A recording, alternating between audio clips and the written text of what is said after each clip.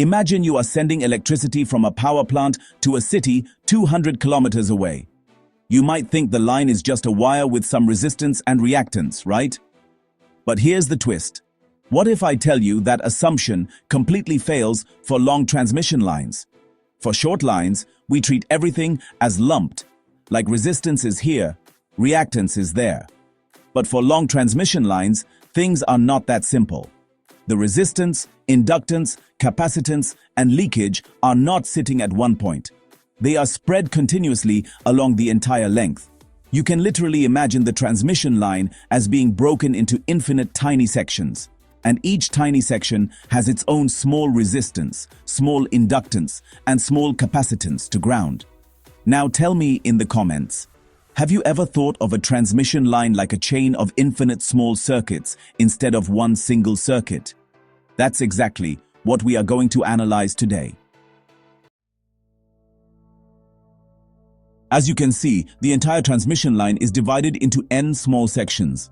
Each section has a fraction of the total resistance and reactance, and also a fraction of the total shunt admittance. Now, what does that mean practically?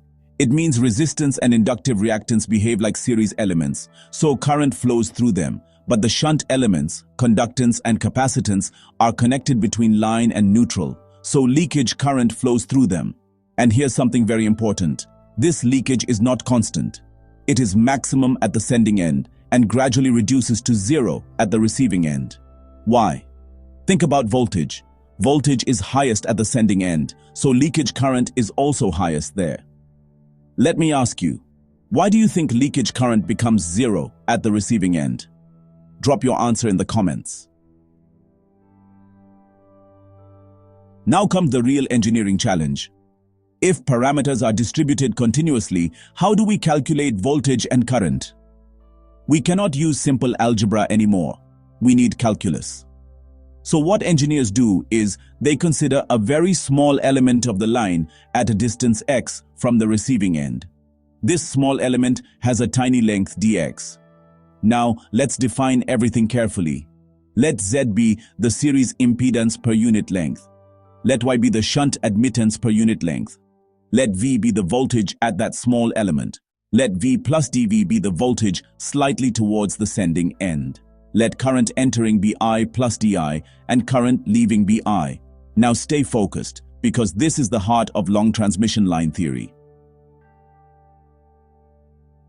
For that tiny section, the impedance is Z multiplied by dx, so voltage drop across that element becomes dV equals I multiplied by Z multiplied by dx. Or we can say dV dx equals I multiplied by Z. Now look at the current. The current entering is I plus dI, and leaving is I. So the difference dI flows through the shunt branch. That current is dI equals V multiplied by Y multiplied by dx, or dI dx equals V multiplied by Y.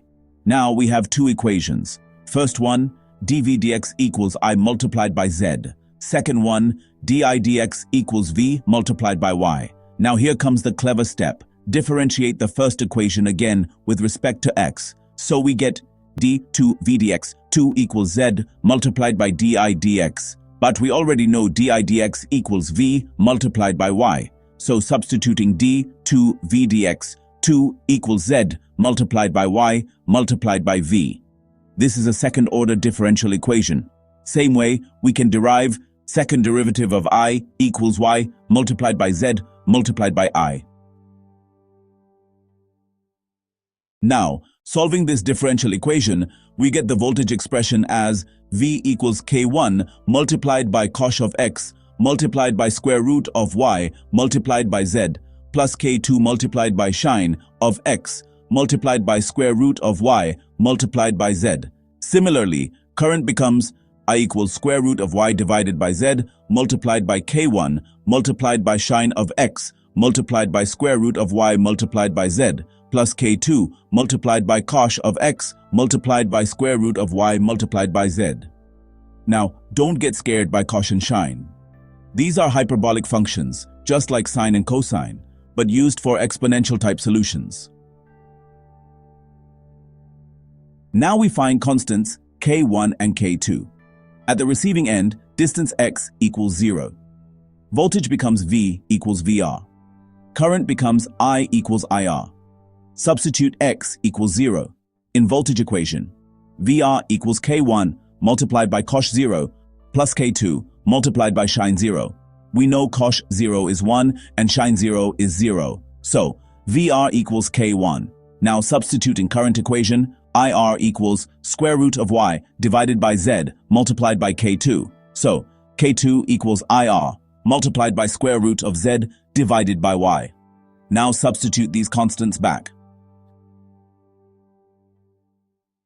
Finally, we get voltage at distance x equals VR multiplied by cosh of x multiplied by square root of yz plus IR multiplied by square root of z divided by y multiplied by sinh of x multiplied by square root of yz, and current becomes I equals VR multiplied by square root of y divided by z multiplied by sinh of x multiplied by square root of yz plus IR multiplied by cosh of x multiplied by square root of yz.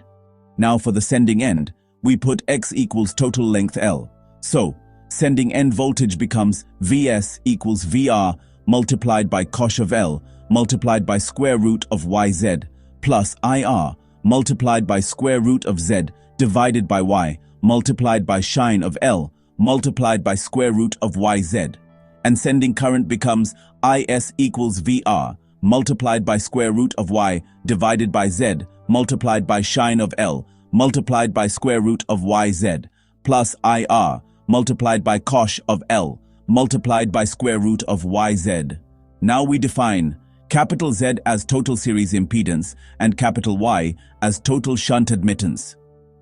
So, expressions simplify to Vs equals VR multiplied by cosh of square root of capital Y into capital Z plus IR multiplied by square root of capital Z divided by capital Y multiplied by sinh of square root of capital Y into capital Z.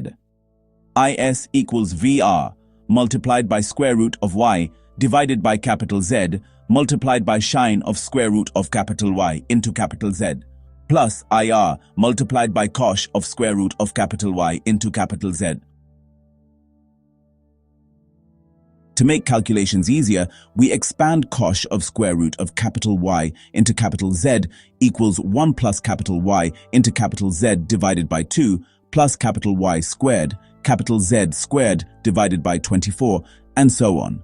Sinh of square root of capital Y into capital Z equals square root of capital Y into capital Z plus capital Y into capital Z to the power 3 by 2 divided by 6, and so on. These expansions help in numerical calculations. Now here's a challenge for you. A three-phase transmission line of 200 kilometers has resistance per kilometer equal to 0.16 ohm, reactance per kilometer equal to 0.25 ohm, and shunt admittance equal to 1.5 into 10 to the power minus 6 Siemens. It is delivering 20 megawatt load at 0.8 power factor lagging. Receiving end voltage is 110 kV. Now your task is to calculate sending end voltage and current using this rigorous method. Try it yourself and drop your answer in the comments. Let's see who gets it right. So, today you saw how long transmission lines are not simple circuits, but continuous systems. We moved from basic assumptions to differential equations, and finally to hyperbolic solutions. If this video helped you understand something new, make sure to hit the like button, share it with your friends, and subscribe to Electrology for more such deep concepts made simple. Also, if you really want to support the channel, check out the thanks button below. You can contribute directly to help me create more high-quality content like this. And if you want exclusive perks like early access, special content, and direct interaction, click on the join button and become a member of the Electrology community. Now tell me in the comments, was this method easier than you expected, or does it still feel complex? I'll see you in the next one.